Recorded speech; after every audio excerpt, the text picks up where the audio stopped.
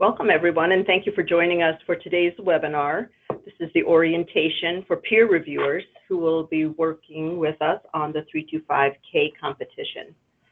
We'd like to take a moment to thank you first for joining us today, and secondly for serving as peer reviewers. The technical review is a very important part of the decision-making process, and we will be using the work that you do to help decide who will be funded for discretionary grants under this interdisciplinary preparation of personnel competition.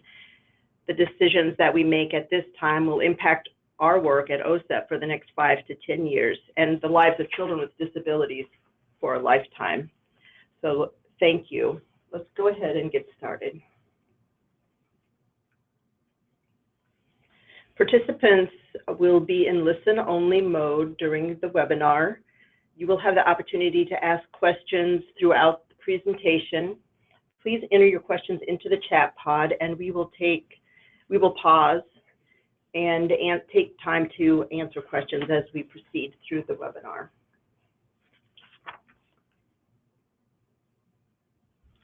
I'd like to introduce you to Marlon Brown.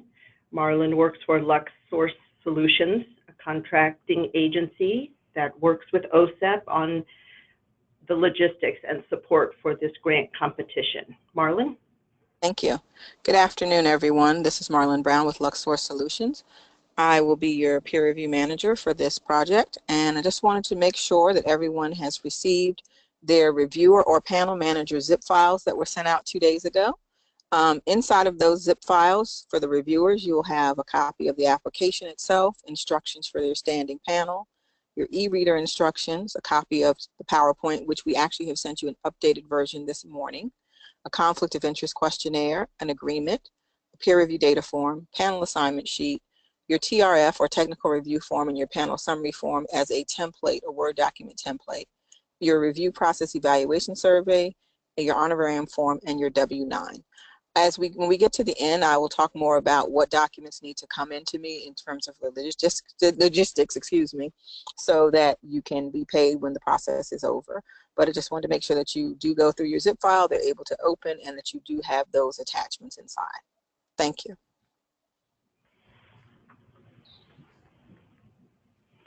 Justin Hampton works for OSEP and has expertise in G5. We're going to take a minute and talk about G5. Justin, are you able to join us?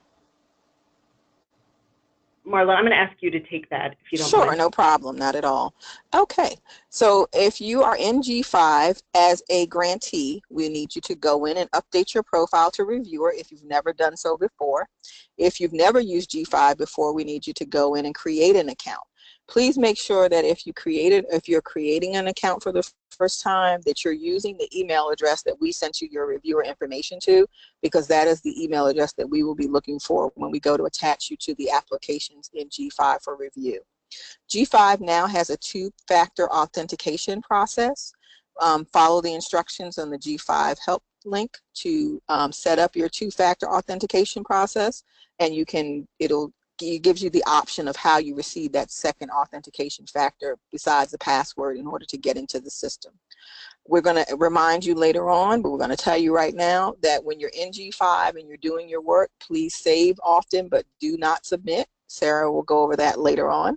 The other thing for G5 to know is that it times out, and that is why you have a Word document version of the TRF. You're welcome and encouraged to type your comments into the Word document and then cut and paste when you're ready to put it into G5. Unless you're a super fast typer, G5 will time you out within 15 to 20 minutes, and it will not save what you've typed. You will have lost everything. So we really encourage you to use that Word document template and put it in. And again, save often, but do not submit until you're told to submit, and sign yourself up for the two-part authentication process, as well as updating your profile if need be. Thank you.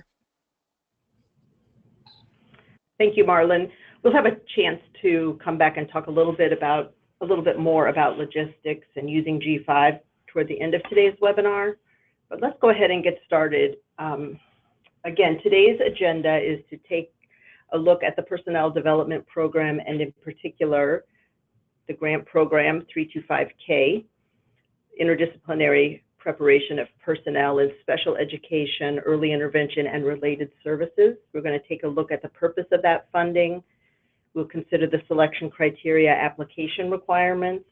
We're going to talk a bit about the technical review process and the forms and scoring, the procedures that you'll use as you review grants. We have some information, some additional information on logistics, some helpful tips and friendly reminders. And then as I said before, we will take time to stop and answer questions as we go along.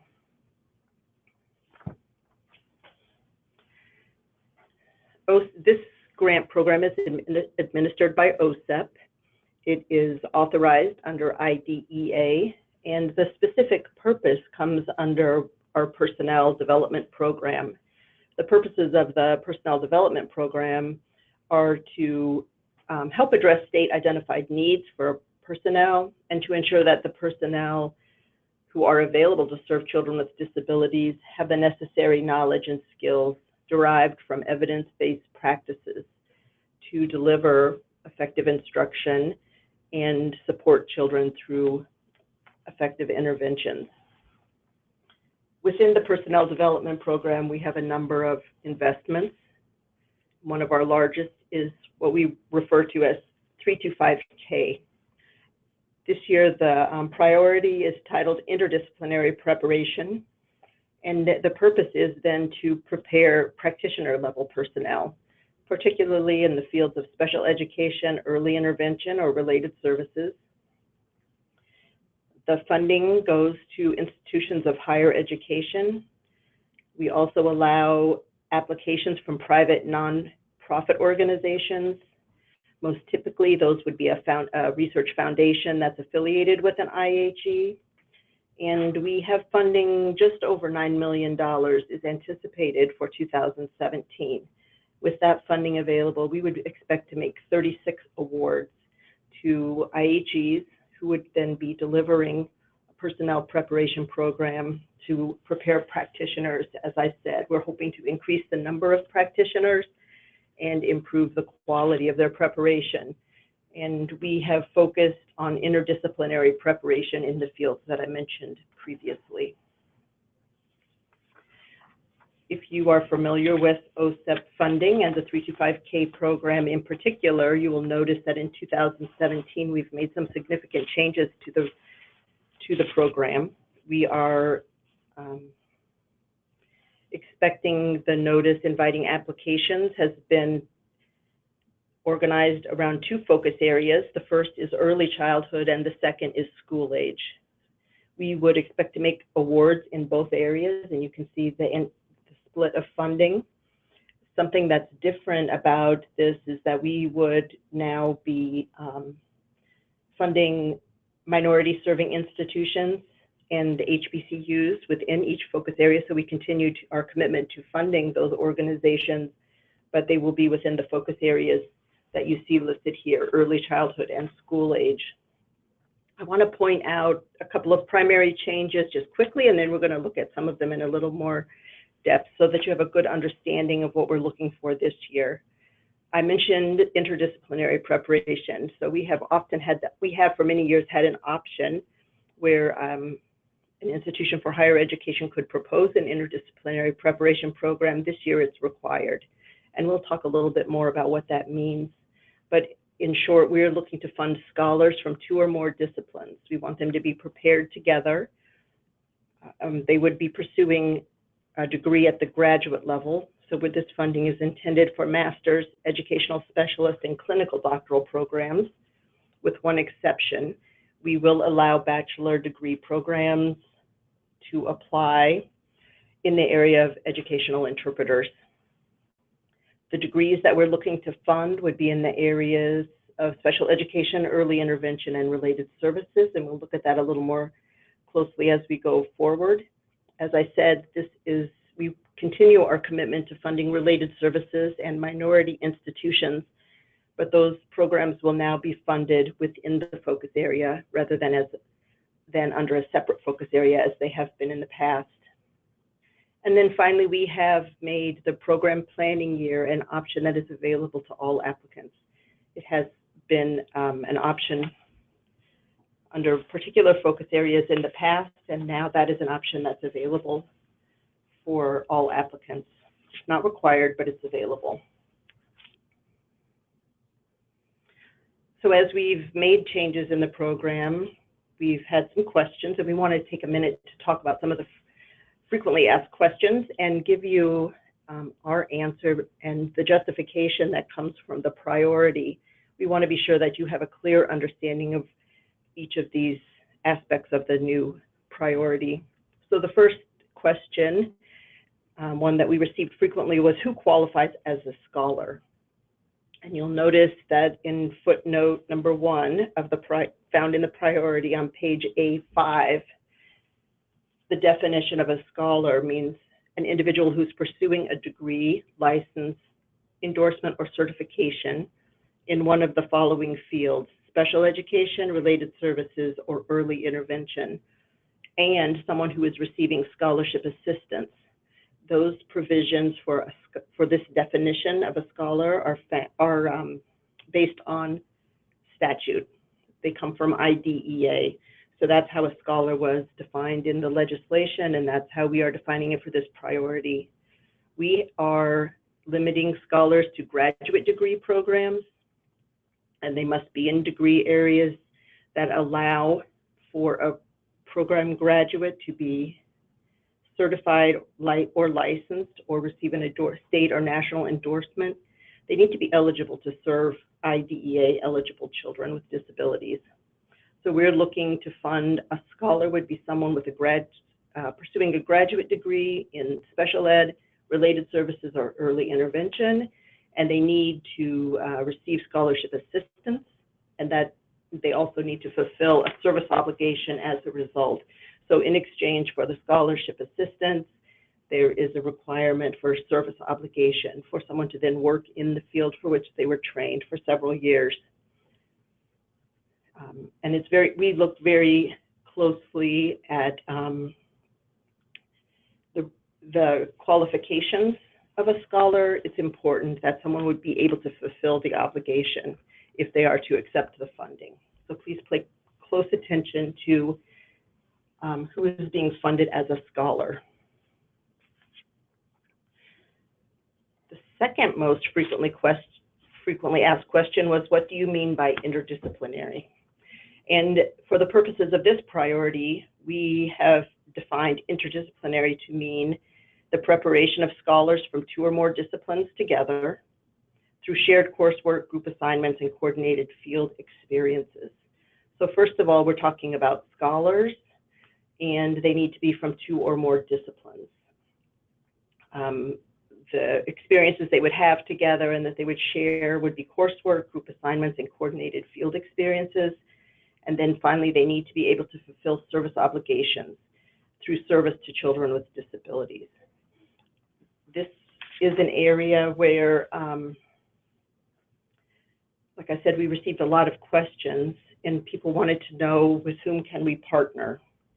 One of the areas frequently asked was, can we partner with general education? And the answer is yes, you can, but they do not qualify as one of the disciplines under the definition of interdisciplinary. So remember, I said the disciplines included special education, early intervention, and related services. General education would not be included in that list.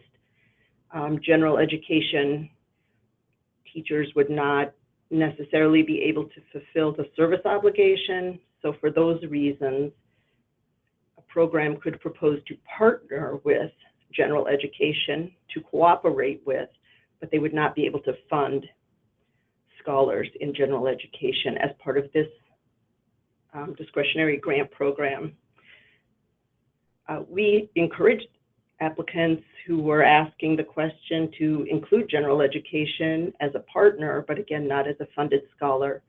So it would be allowable for general education students to be enrolled in the same coursework as those in the interdisciplinary program. They could participate in the group assignments. They could complete their field experiences in the same school settings at the same time, working on teams, just like they probably would when they are later working as educators in the field, but they would not be able to receive scholarship support funded by the grant. They could participate in some unique opportunities that are available perhaps as a result of the funding, something like a monthly seminar or a featured speaker series or some special assignments on campus. But again, we did caution applicants, and we want to make you aware that general education students should not be funded under this grant, and their participation in the program should not diminish the benefit for project-funded scholars. So it's fine for them to, like I said, be in the courses or participate in a monthly speaker series, as long as that's not diminishing the value of those experiences for scholars. Let's take a look. We wanted to give you some examples of combinations, interdisciplinary programs that would be consistent with the priority requirements. And then following, I'll give you some examples of proposed partnerships that would not meet our requirements. But you can see here several examples. It would be fine for someone with, for scholars seeking a master's degree in special education to participate in a program with scholars who are seeking a specialist degree in school psychology. They would have, each of them would be pursuing courses in their own program of study, but they would have some shared coursework, some group assignments, and be fulfilling field experience requirements in the same schools at the same time. Another acceptable combination would be a master's in special ed in speech and language pathology, partnering with students who are receiving a clinical doctorate in audiology. There could be a master's in special education from two distinct disciplines. So that was a question we received, and we wanted to be sure that you understand. It may be that they're both receiving a degree that's a master's in special education, but they're scholars from two distinct programs or two distinct disciplines. And that we defined as scholars who are pursuing unique programs of study. They would be practicing perhaps under different licenses. So that might be one way to differentiate distinct disciplines. And then finally, another example is the master's in APE, partnering with a master's in special education. So scholars, students in the APE and the special ed program would receive scholar support under this grant, and they're cooperating with general education and general ed PE students who do not receive scholar support, but they're in the same classes, maybe participating in the seminar series or something.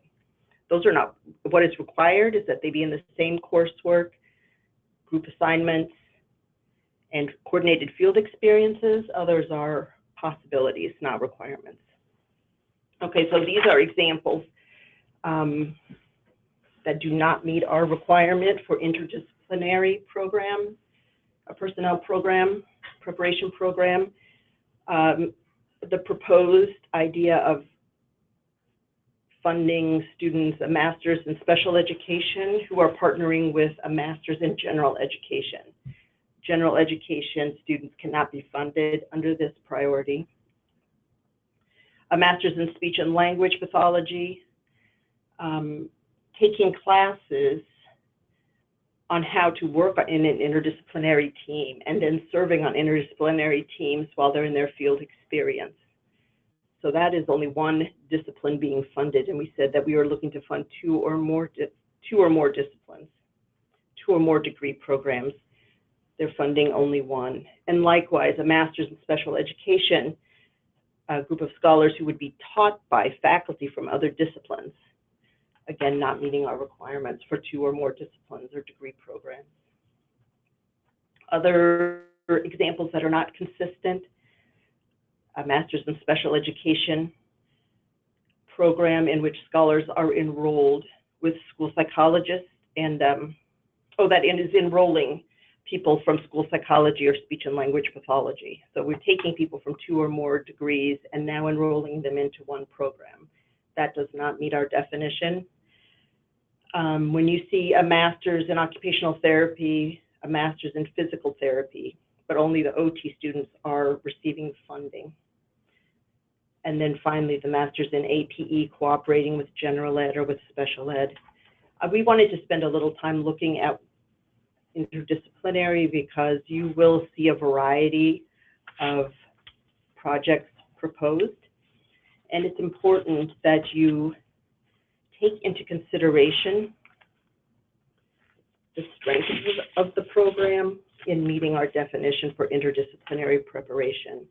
So when we are thinking of meeting the requirements, the stronger programs and the higher scoring proposals would be those that have 2 or more degree programs funded as scholars, completing shared coursework, group assignments, and coordinated field experiences.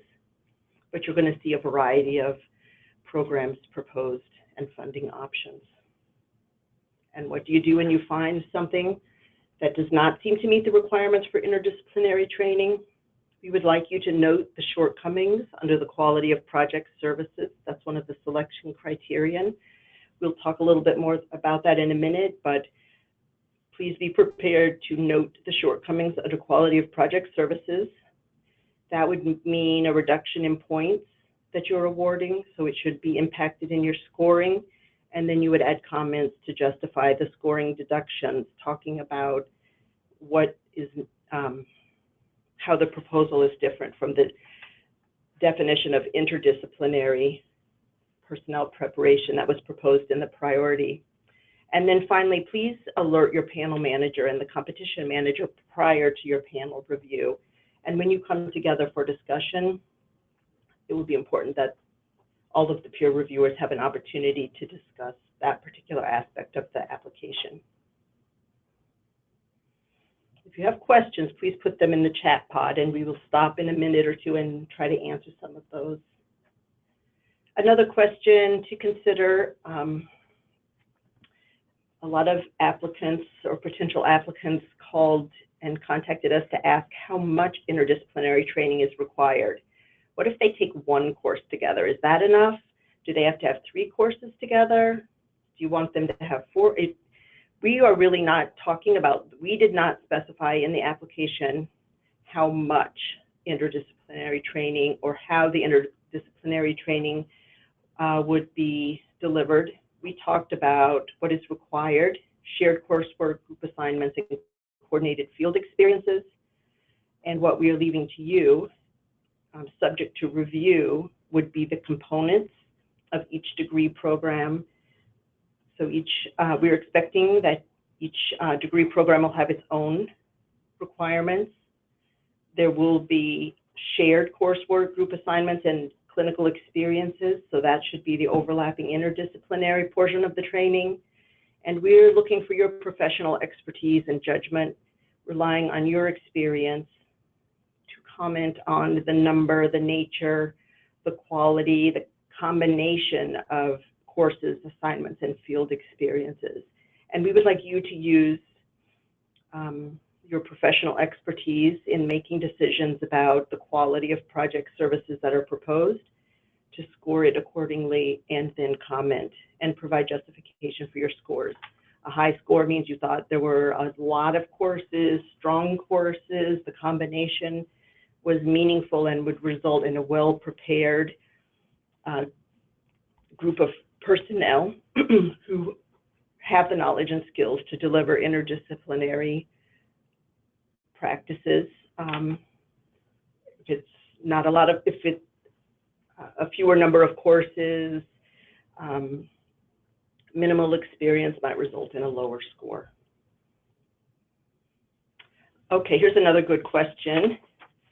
You will need to consider, what do you mean by high intensity need?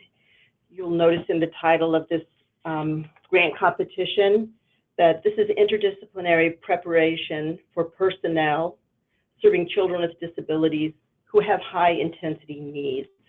So in particular, we want to improve the quality and the number of personnel who can respond to children with disabilities who have high intensity needs. Again, we relied on IDEA and the language in the statute for this definition. You'll find it as a footnote in the priority. And the definition of high intensity needs for the purposes of this grant program and other work that OSEP is supporting means that there's a complex array of disabilities. It could be a student with multiple disabilities, a student with significant disabilities in the area of physical disabilities, sensory disabilities, autism, learning disabilities. So whatever it is, it's a significant disability or a complex array of disabilities. Or the other consideration is that the needs of the children with these disabilities require intense individualized interventions that are addressing persistent learning and behavioral issues, that intervention and instruction might need to be implemented with greater frequency and for an extended duration. It might require personnel who have unique advanced knowledge and skills. So that is how we're identifying high intensity need, and we're looking for these applications to propose programs that will prepare personnel to serve the needs of children with high intensity needs.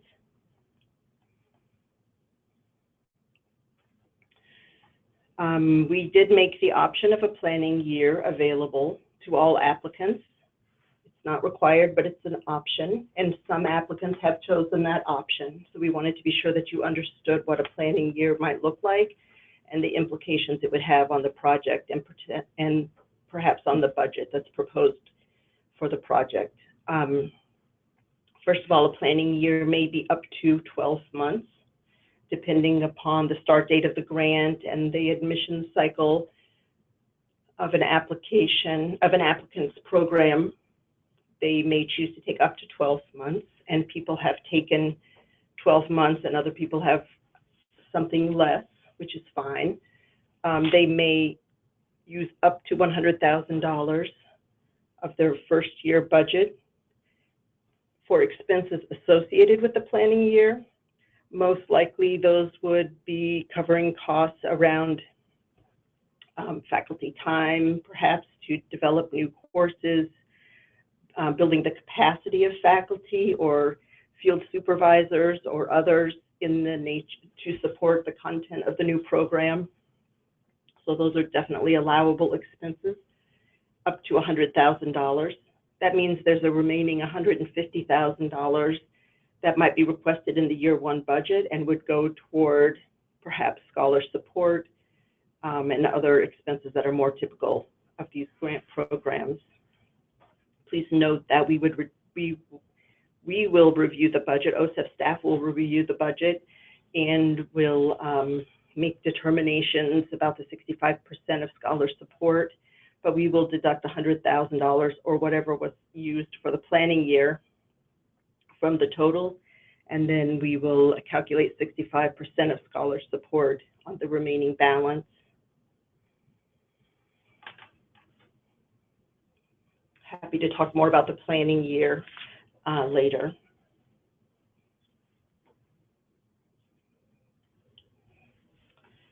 All right, let's look at some of the pieces of materials that you have available.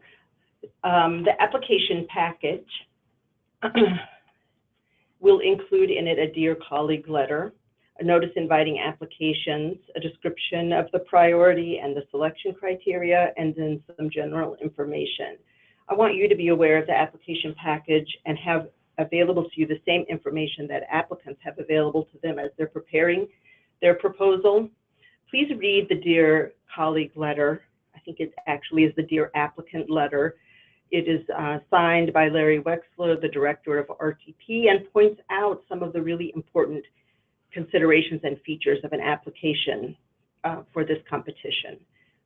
Please take a minute. It's 2 or 3 pages, very short, but it highlights important information for applicants to consider, and therefore important information for reviewers to consider as well. Read carefully the notice inviting applications. It's always important, and this year the application and the program requirements have changed.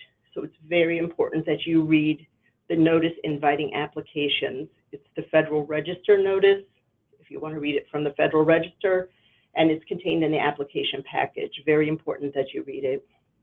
In addition to the notice inviting applications, the application packages have some background information, some description of the priority and what OSEP is hoping to accomplish with this priority, and outlines the selection criteria. So in addition to the notice, please read the details that describe the priority and what we're looking for when we talk about certain selection criteria.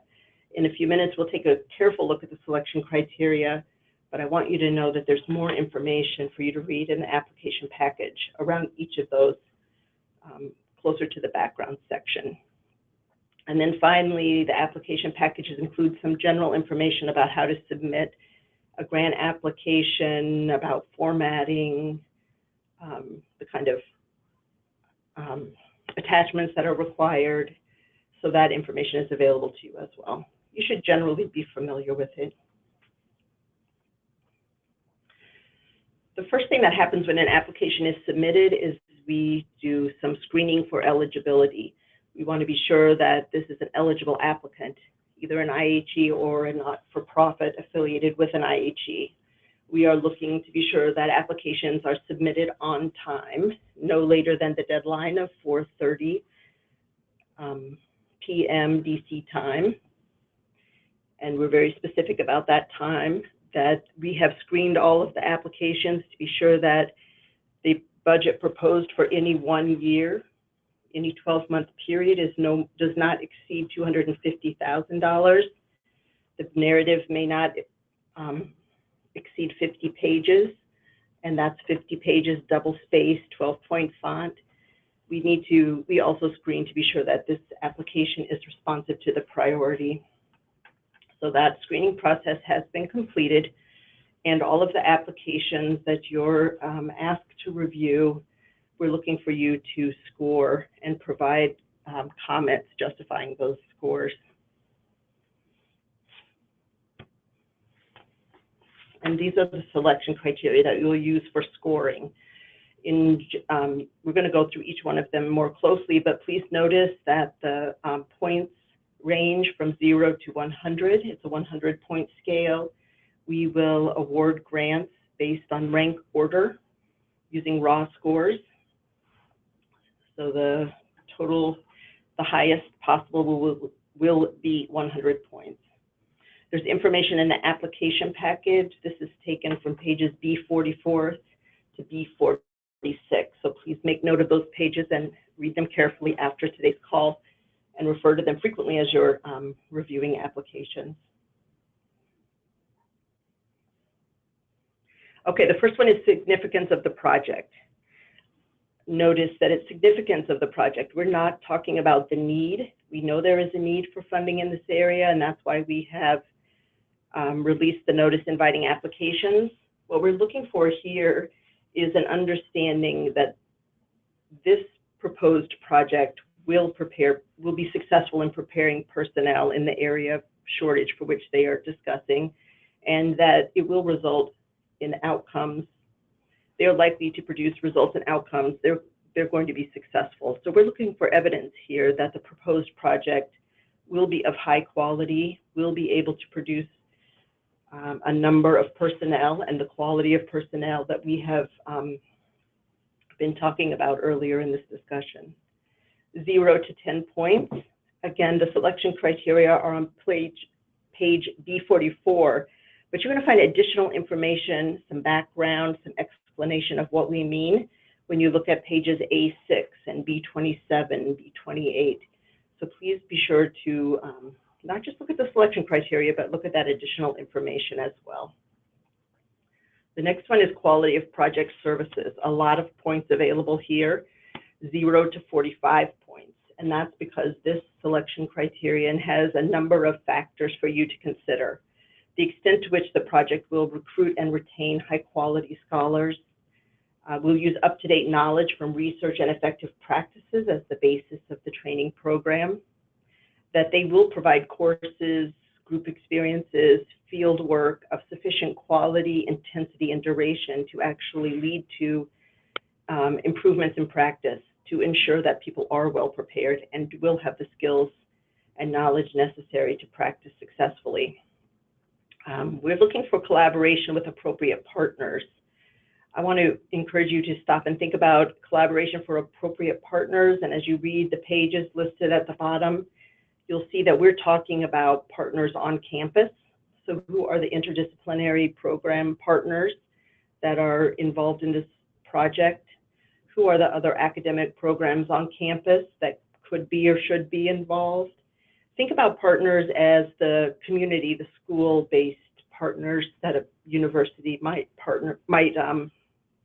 involve in their personnel preparation.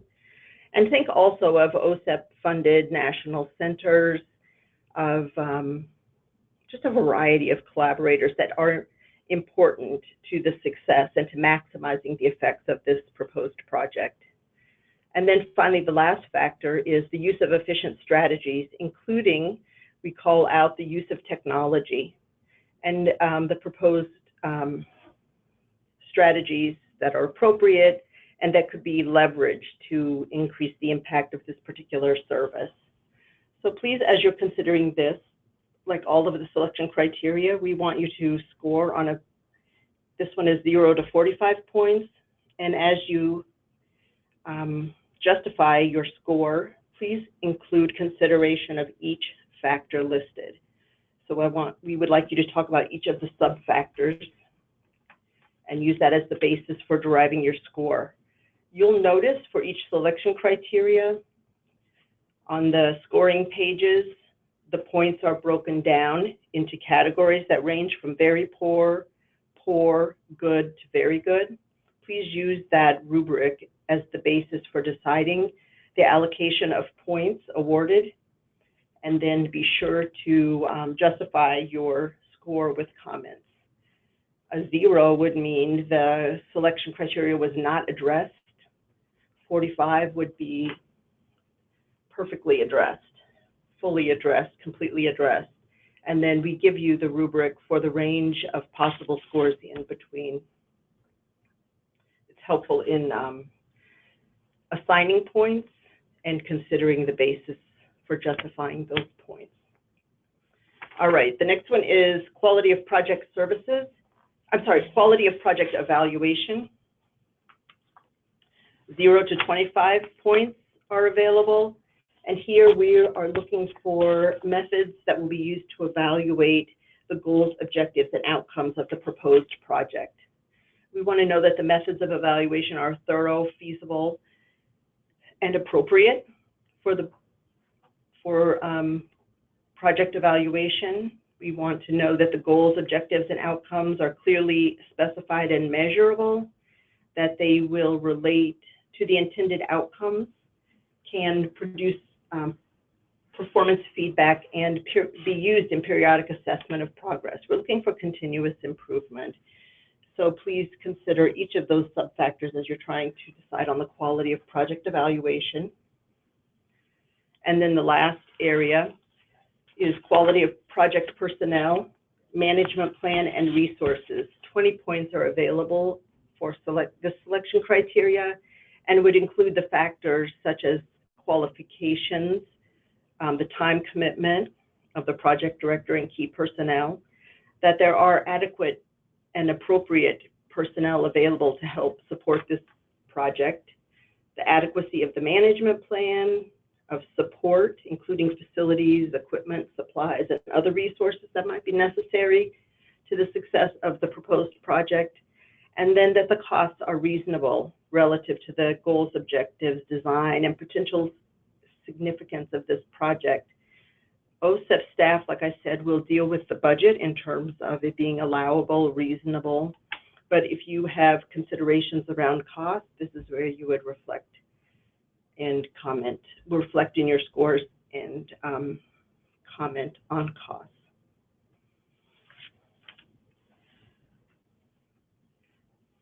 The last area we ask you to, as a reviewer, you also will help us with evaluating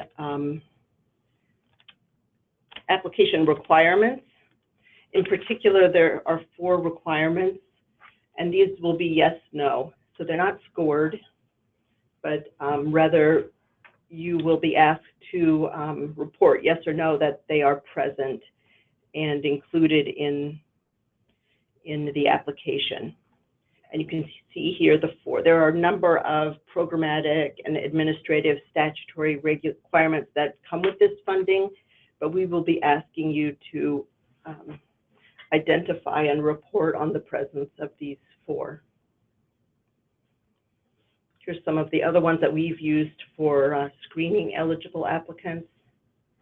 And then finally, for the ones that you're using, as I said, there you can see where they are found in the application package, but you're asked to report if the requirement is met, yes or no, and enter a 0 because these are not scored. All right, time for some questions and answers. I'm going to pause. If you have any questions, please enter them into the chat pod. Okay.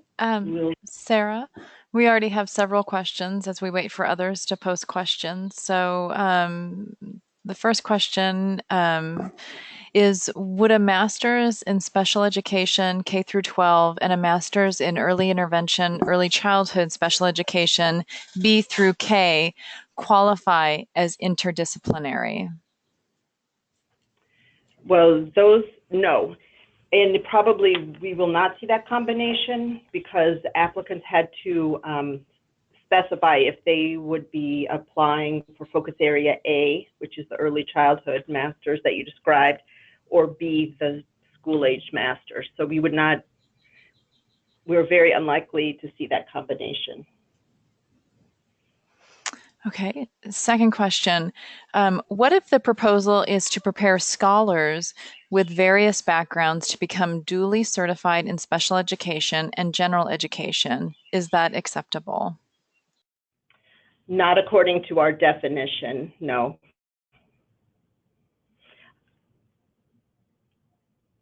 And I can explain why. Okay. I guess.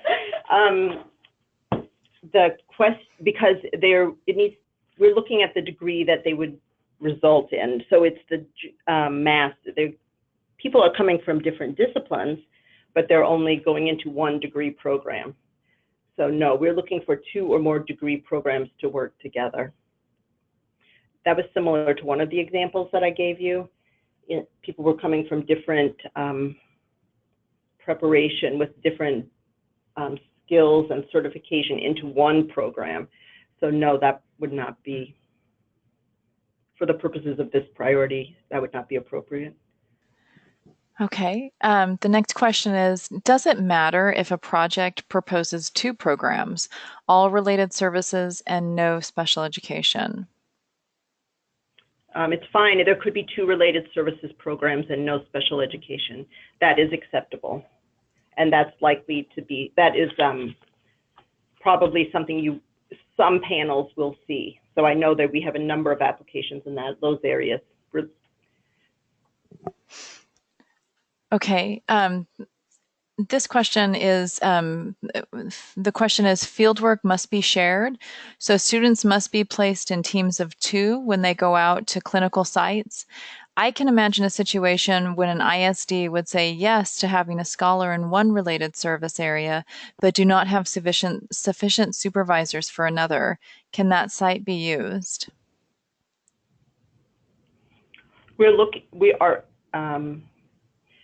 I don't think so. We are looking for people to be at the same field setting at the same time. So the idea of this preparation is that they would be prepared in the same way they will later practice.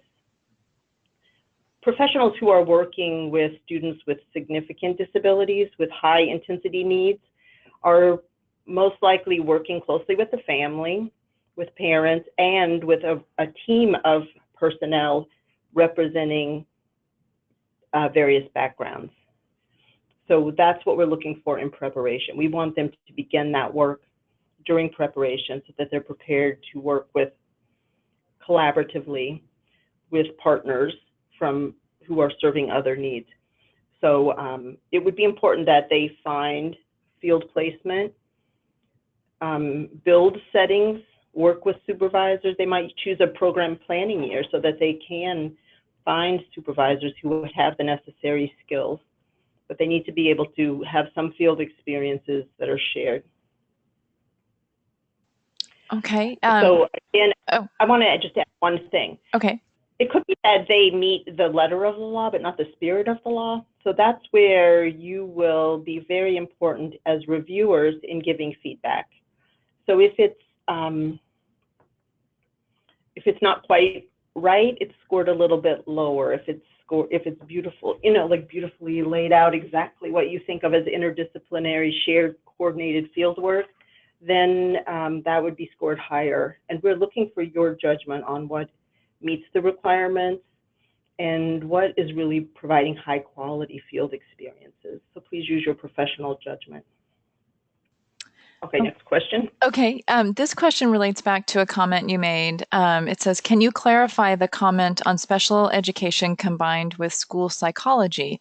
It sounded like this might be a problem depending on how it is set up. So I know one possibility is that there is I think one of the examples I used would be scholars who are pursuing a master's in special education, working collaboratively with scholars who are seeking a specialist degree in school psychology. They're different programs, right? So maybe the master's degree is 1.5 years or 2 years, and the school psychology program is 3 years. They would each have their own required courses, but there could be courses that they take together around measurement, around learning, around the delivery of interventions or high quality instruction. So it would need to be those, I would imagine, faculty from both programs working together to outline a program, to identify courses that could be shared, to work on group experiences, they're each supervising their own students in the field work, but the students would have an opportunity to work together on teams while they're on a practicum assignment or doing internship. So I'm not sure beyond that what to say for a call like this, but I'd be happy to talk with somebody afterwards.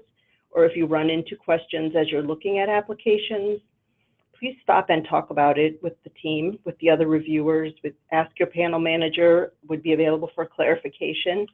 And if I can help following the orientation to answer the question further for someone, I'd be happy to do that. Okay, another question, Sarah. Just to clarify, the applications have not been triaged for interdisciplinary requirements, and so we need to do so, meaning that every application will be reviewed, read, scored prior to the phone conference, even if it doesn't meet requirements. Yes, that's true. So that is the one program requirement that we did not triage or rule anyone out as ineligible on the basis of the interdisciplinary project proposed. There were some that we just left it, we decided to leave it for reviewers to decide. So you would score and comment. And there could be some that you do not feel meets the definition of interdisciplinary, and that we would like you to point out. Okay, and it looks like this is our last question for this Q&A. It says, do all shared materials, courses, group assignments, and fieldwork needed?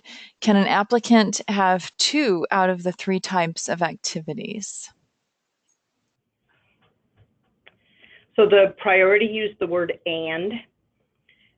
So my expectation is that they would include all 3. If you find that someone has included 2 of the 3, my suggestion is that you would score accordingly and include that in your comments, that you thought 2 of the 3 were well developed and were present, and one of them did not seem to be present and would, and for that reason you adjusted your score accordingly. But the priority does say and. So we are expecting all 3 to be there. No one has been found ineligible because they had 2 of the 3. Again, we are leaving it to you. We are asking for your professional judgment, your expertise in deciding if they've met the requirements in those areas. And you would reflect your answer in the scores and with the comments that follow. All right, any more questions? That seems to be all the questions for this this section right here. So. Okay, we're going to go on, and we'll stop again for questions a little bit later. And like I said, you'll have opportunities to talk with your panel manager, and when everyone gets together for the panel discussions. These are perfect topics to discuss. Okay, so Mary Ann is here. We're going to talk a little bit about the purpose of the review. Hi, this is Mary Ann. I'm going to do the next couple of slides. The purpose of the peer review is to obtain the best professional judgments regarding each application submitted to the program for funding. This webinar that we have done yesterday, we did one yesterday and today, will be recorded and it will be posted. You will receive information from Marlon about where it will be posted. Marlon can speak to that later, probably tomorrow, or it will be posted either tomorrow or Monday. There also is an overview of the peer review process. If you look at the next slide, and the link to that is posted also. With that webinar and with the recording that you've heard today should be all the information you will need. That webinar contains the foundations of the peer review and the general processes for technical review. Peer review participants, who's involved in the technical review of applications? Most of you have read before, so you're very much aware of this. There's a competition manager. This competition has 3, Sarah Allen, Dawn Ellis, and myself. Sarah and I do the focus area B, and Dawn is doing focus area A, early childhood. There is the panel manager. The panel managers are OSEP personnel, and there are reviewers. We have 19 panels this year. There are 3 reviewers on each panel. The panel is led by a panel manager, and there is a lead reviewer for each application that is discussed. The lead reviewer presents each application and facilitates the discussion of that application. The lead reviewer is assigned by the panel manager, and your panel manager will notify you beforehand which applications you will lead so that you can become more familiar with them. Most reviewers would like to know which ones they're going to present. And then there's a logistics contractor from Luxor Solutions, and that's Marlon Brown, and she spoke at the beginning and she will speak later. Steps in the technical review. We've already gone over this, but briefly, you carefully read the notice inviting applications and the selection criteria. And as Sarah said before, please, though most of you have read for 325K before, it is different this year, please go back and review. Then go to G5 and create or update your profile. Even if you have read for another competition, you need to go back in, update your profile, check accessibility, and save your username and password. Your G5 account will use a 2-factor authentication login process. And for specific instructions on how to use the 2-factor authentication login process, that's a big word, refer to the following link, and the link is there on this slide. Steps in the technical review. Access the applications in G5 after this orientation, and Marlon can speak to that when she gets on. The application should be in G5 either this afternoon or tomorrow. The first thing you want to do when you go into G5 after you have saved your password and all of that is check each application for a conflict of interest. I've had a few people who've called me and said, I want to review, but I have a letter of recommendation in such and such an application.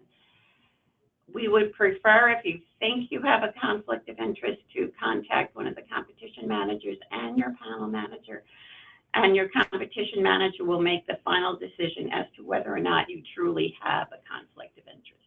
As you know, our fields are very small, You probably know most of the people in there. You have maybe written an article with them, a book chapter with them, have spoken, done some presentations with them. That does not in itself constitute a conflict of interest.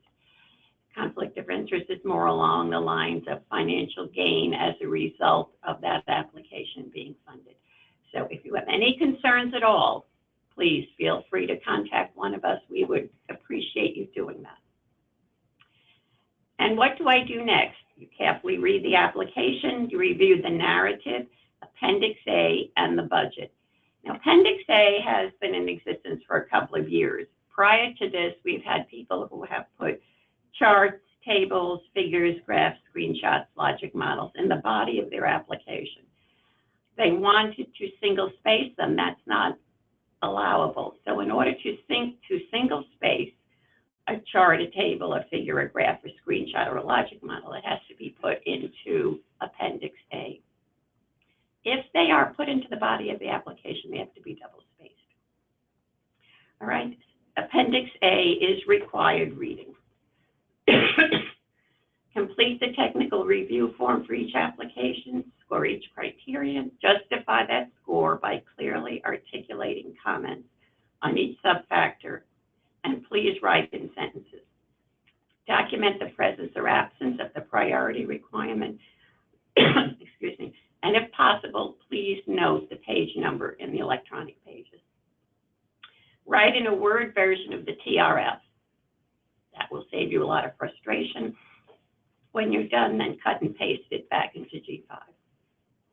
Complete a TRF in G5 for each application before the panel convenes, and save. Sarah's going to do the rest, I'm sorry. It's important that you complete all of your reviews, that the TRFs, that each application has been scored and comments are prepared before the panel meets for discussion. We'd like you to have an opportunity to talk with the other reviewers about your scores, the comments, your consideration of the application. So please be prepared. And then once the team meets, the panel meets, we encourage you to actively participate in the discussion. Be ready to share your scores, to justify your comments. Feel free to ask each other questions. We ask you to consider what other reviewers have decided, to share feedback and reach consensus, if you can, about an application, scores, and comments. Following the discussion, you would have an opportunity to go into G5 and update your scores and comments, and I'll talk more about that in a minute. And then finally, after you have touch base with the panel manager and he or she has signed off, you submit. So please notice that at this time, we're just talking about saving your scores in G5. Save them all along, save them, but do not submit until the end. If you do submit, we have a way to help you, but submit means you're done and you're signing off. So please wait to submit until the very end. After the panel review, after you've submitted your technical review forms in G5, there's a little bit of paperwork. We'd like you to have the opportunity to provide feedback on the process, to share feedback on the panel manager, and then there might be some paperwork just to be sure that we have all the paperwork needed so that we can pay you. So a little bit of paperwork to return to Marlon at the very end. Please, on this slide, we have the dates of the panel calls scheduled in early May. Focus Area A will meet on May 2nd and 3rd. And Focus Area B will have panels on the 2nd and 3rd. Other panels are meeting on the 3rd and 4th, and a few are meeting on the 4th and 5th. So we've spread it out for Focus Area B. Please save open in your calendar the full day for both days. Panels will meet both days. Typically, I find that day 1 is longer and day 2 is not as long and often is not a full day. But just so that you can complete the work, please save both dates open in your calendar. Once you are assigned to a panel, the panel manager will contact you, and in collaboration with the reviewers who make up the panel, will decide on start and end times for each date when you'll be meeting. We have people who are across time zones, so the panel manager will help coordinate all of that, and you'll hear from your panel manager soon, and you'll know the start and the end times planned for the dates that you see here.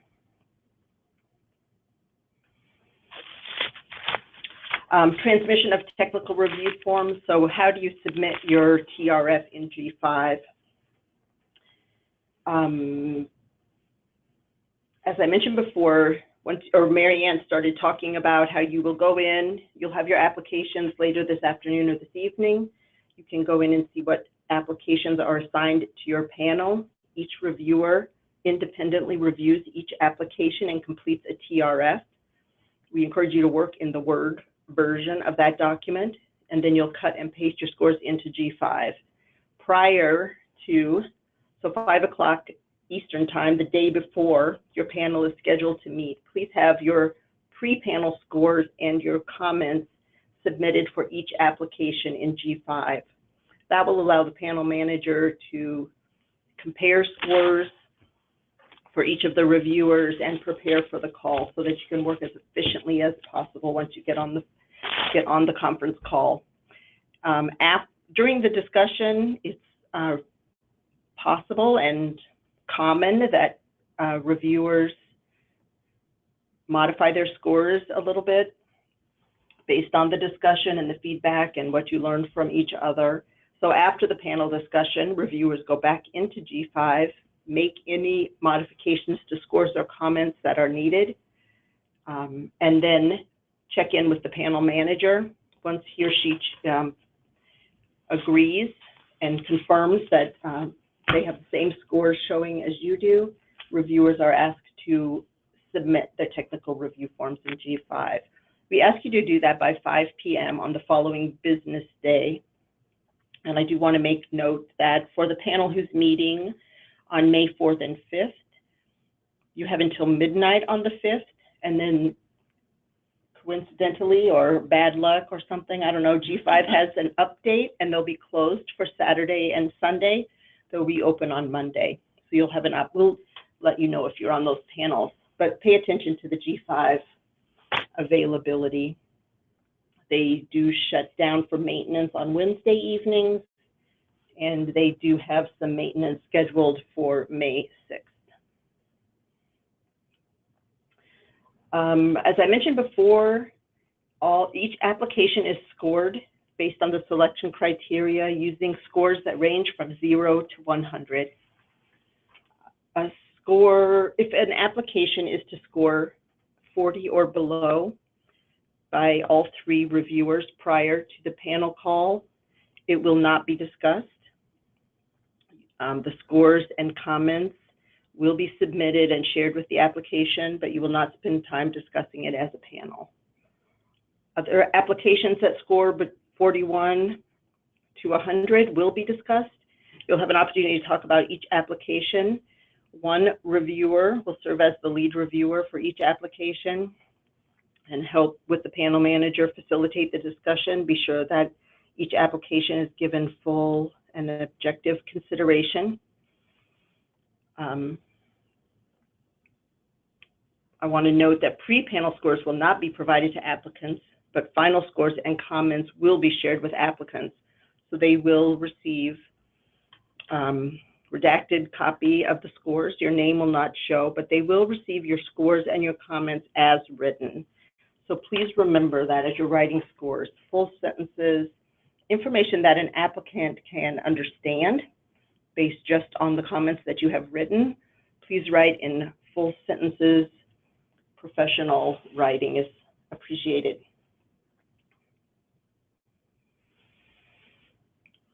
Individually, each reviewer reads and scores an application and writes comments. Applications are scored based on the selection criteria and not on comparison to one another, but based on their adherence or the extent to which they meet the selection criteria. We want you to justify your scores to help the applicant understand why you've assigned a certain number of points, and that is something you do with high quality comments. Please provide constructive feedback. We do not have enough funding to fund all of these applicants, but we do give them all feedback. This is your opportunity to help the field, to help a program reach its full potential. So please consider each selection criterion, use all of the sub-factors, and provide clear, specific, descriptive support. Help them understand what they did well and what was missing, what they need to consider and perhaps add. We encourage you to note page numbers. If there's a place where you found evidence or where you failed to find evidence, use examples, but don't just tell them what they told you. Make your feedback constructive and helpful to them. Please be respectful and civil. It's overwhelmingly that is the case. We have wonderful reviewers, but know that applicants are going to receive your comments, so please take the time to give them meaningful feedback.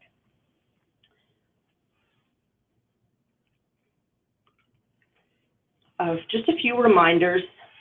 Please come to the panel discussions prepared. I've said this a couple of times in a couple of different ways, but when you arrive for the panel discussion, you need to have read, scored, and written comments, submitted written comments for each application that will be discussed. If you are not prepared for the discussion, the panel manager will let us know, and we will unfortunately have to dismiss you without an honorarium. So it's very important that reviewers come to the discussion prepared. Overwhelmingly, that's the case, but unfortunately, there have been a few instances where someone came unprepared. If you are running into something comes up unexpectedly, you think you're not prepared, please communicate with your panel manager, and perhaps you can make some adjustments with the timing, but it is not appropriate to waste everyone else's time if you're not prepared. During the panel discussion, we talk through each application and we look at each of the selection criteria. Reviewers share their comments and their scores. They share the justification of the score, and scores sometimes change. Perhaps someone found evidence that you missed, or perhaps you misunderstood what was intended by the applicant, or perhaps other reviewers make a very persuasive argument for understanding an application a certain way. Please approach the discussion in a way that's professional, open-minded, and persuasive. So talk through the scores, talk through your rationale, and when possible, reach consensus. It may be that you all agree to disagree. Consensus is that we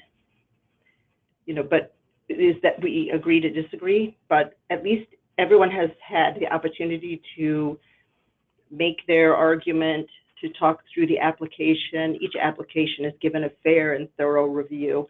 That's what we're seeking. Again, after the panel discussion is completed, you will update your scores, you will update your comments, but don't change your scores. When you leave the panel discussion, you will have decided what score you are assigning for each selection criteria, and it's important that you don't change without consulting with a panel manager. So very rarely would scores, it's uncommon for a score to change after the discussion. Just a few tips here. Be on time and be prepared. It's helpful for you to have access to your TRF for reference during discussion. It's helpful if you have a landline or a telephone that is reliable, good reception, available for extended periods of time. So please try to make those accommodations. Be prepared to support your position with evidence from the application. When you are making reference to page numbers, please use the page numbers so that everyone is following the same, can sort of make comparisons and find what you're looking for. I mentioned holding these dates open and being prepared for long days and interesting discussions. I think it is, clearly it's a lot of work and it takes some time, but it's rewarding and interesting. So please be ready for the calls, function as a team, be respectful of each other's perspectives, open open to hearing a different position and ready to work hard. Last but not least, a couple things. G5, that's the mechanics. The G5, if you have any questions or difficulty with the G5 system, please don't hesitate to contact the help desk. They are very helpful. There's a phone number here, their email, they have an email address. They respond within 15 minutes. So they're very prompt in responding. They're very helpful. They take complicated questions and simple questions, and everyone is treated with respect. So I really encourage you to reach out. Do not struggle with G5. If you have any questions, just ask. Let your panel manager know. He or she might be able to help. They might be familiar with the issue and able to give you some advice as well. Marlon, I think, mentioned earlier that G5 kind of works in 20-minute intervals. So when you log on, you have about 20 minutes to work. If you continue to work, it will extend your time. But if you pause for some reason, you can get timed out. So for that reason, please save frequently so you don't lose anything. Just make it a habit of saving frequently. And if you do happen to get timed out, wait 10 or 15 minutes and try to log in again. It'll be open to you. If you have trouble after that, then contact the G5 help desk. But first of all, just give it a minute and then try again. The work that you're doing is a professional service to us and to the field. It's confidential. You are reviewing the application and the work of colleagues from across your discipline. It's considered their work. It's private and confidential. So when you complete the review, you can tell people that you reviewed for OSEP, but you are not free to talk about what you reviewed in an application or who was submitting an application. All of that is confidential. So please don't talk about the review after you've completed the work. And while you're doing the work, talk only with your panel manager and fellow panel reviewers. It really is not something you should talk about beyond that. So afterwards, sort of forget what you saw. Dispose of grant applications, any forms and materials in a secure manner. We'll trust you to do that. And we'll take a minute or two for questions about the process. If there's any questions about the process that we've discussed, please type them into the chat box, and Tracy, you can help us with asking those questions. It looks like there's one question right now, and we'll wait for a few more to come in, but this one says, will we be able to see other reviewers' comments before we meet? This has been an issue in the past. I hope we can this year. Do you know if... No, they cannot. I believe it's appropriate. So unfortunately, we've spoken with our attorneys, and we are not able to share comments. And it's for security and privacy reasons. So you would score and comment with your TRF.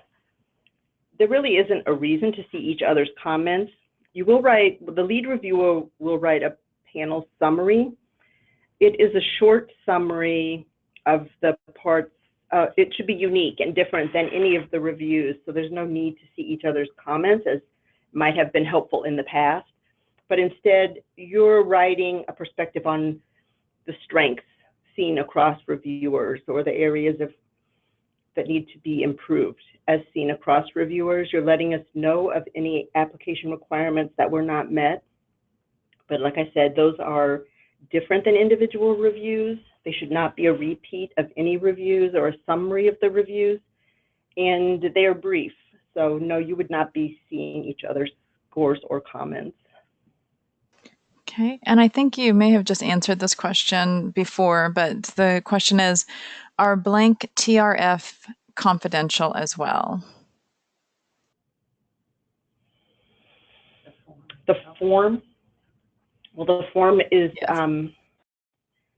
I guess it would, I mean, the selection, the form, the TRF form repeats the selection criteria and the application packet, the application requirements, all of which are found in the notice inviting reviews. So that is publicly available information. I don't think you would be, I don't know why you would share the form, but you're free to share the notice inviting applications with others. I have sometimes had panel reviewers ask if they could have students, doctoral students in particular, participate in the process, and the answer is no. What you could do is have them review one of your own grant applications, score it using, some selection criteria for the competition that you're applying to, and that would be fine, but it is not acceptable for you to ask anyone, a colleague or students, to look at these applications or to participate in this review, either during the review or after. But I would encourage you to ask your students to review one of your own applications. It's a great learning experience, but that's your material and something you're free to share. I know we have said that we ask you to dispose of grant applications and forms in a secure manner. I would like to ask you to hold on to your TRFs probably for about 2 weeks until we resolve the scores with luck. There are times when we have to come back to you for either another copy of the TRF or to clarify some scores. So please do not dispose of them for about 2 weeks. Thank you. All right. Any other questions? I don't see any more questions at this time. All right. Then I'm going to ask Marlon to come back and talk about some of the logistics. So once again, let's look at the content in the reviewer package. Here's what you should have available to you. Okay, and good afternoon again. So Marlon, I'm getting a little bit of feedback from your phone. Are you getting it now? That's better, thank you. Are you still getting it? Okay, sorry. No, this is better. Okay. Thank you.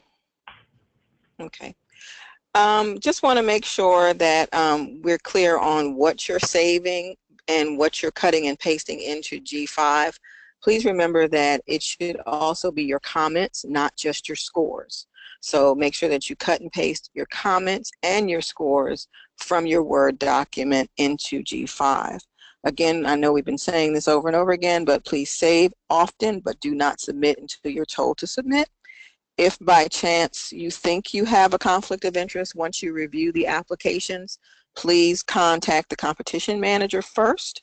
Do not check the box in G5 that indicates that you think you have a COI, because if you do that, you're blocked out of the system until the competition manager can let you back in. As Sarah mentioned, G5 does shut down for maintenance. It shuts down twice a week on Sunday afternoons until Monday morning at 6 a.m. and again on Wednesday evening until Thursday morning at 6 a.m. We ask that once you have access to the applications, which you do have now, G5 is open to you, that you take your applications off of G5 and download them onto your personal computer, laptop, whatever device you're going to read them on. That way you don't run into any problems with any maintenance shutdowns, and you always have access to the information. That is the other reason we also provide you the Word document of the TRF template that you can use at your own disposal. Please make sure that you use the e-page numbers and that you meet both days. You don't have to meet all day on the second day, but you do have to meet both days in order to receive your honorarium and to make sure that you've reviewed all of the documents correctly. At some point between the first or second day, someone, myself or someone else from LuxSource, will pop into your room being scheduled with the panel manager just to say hello, thank you for your time, and to go over the honorarium and W-9 form. If I have not received your conflict of interest form or your agreement or your peer review data form, all of which I need new, whether you have reviewed or not, the W-9 you only need to do once a year. So if you've done another competition for OSEP this year and been paid through LuxSource Solutions, the W-9 we have on file is fine. But if you have not, I must have a new one. The documents, the COI, the agreement, the peer review data form, please update and send we need them for each individual competition. You cannot send me the one you may have done for another competition. They are actually specifically coded by the competition. And if I don't have them before we start the panel review, a few days before, you'll get a personal email telling you what documents are missing. The W-9 and honorarium are not due until after the review is over. Please make sure that you're welcome to send them electronically, and you're welcome to type or send an electronic or digital signature. Either one is acceptable. We do still have snail mail. Our address is located at the bottom of the honorarium form if you choose to do it that way. But you are welcome to email or fax them. Those numbers are also included in the documentation. Just want to make sure I've covered everything for you today. Yep. I think that is it. Again, as Marianne said, if you have students or colleagues, they cannot be on the call. That number that you received on your panel assignment sheet is not to be shared with anyone. It is only for the use of the 4 people listed on the sheet. That is the panel manager and the 3 reviewers.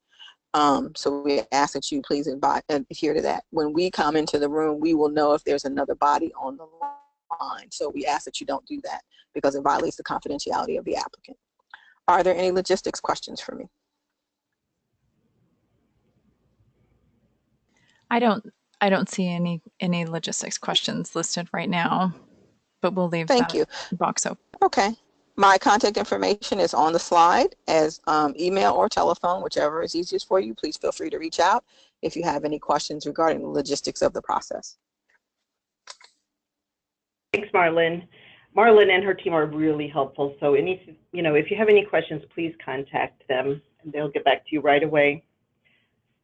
So if anyone is looking for additional information on how to use e-reader, e-reader is the software that we use. It's available in G5, and here's a link where you can get some additional information if you need help registering. We talked about that a little bit earlier. And I think one more time, just save, don't submit. I think we've covered all of this well too, but there's some reminders for you as well. And that concludes the information that I have to share. We're happy to answer some questions. I want to point out, you might want to save these documents and have them available. Here's Marlon's contact information, so you have it available. And further information for any of the competition managers, you have information for Dawn Ellis, Marianne McDermott, or myself, Sarah Allen. At the bottom, you'll see the G5 help desk.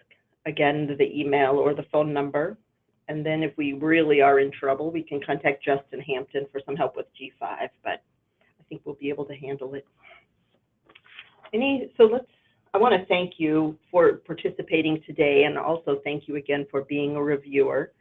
If there are additional questions, please take a minute and place them into the chat box. If at the conclusion of the webinar you have questions, you have our contact information. You will hear very quickly, if you haven't already, from your panel manager.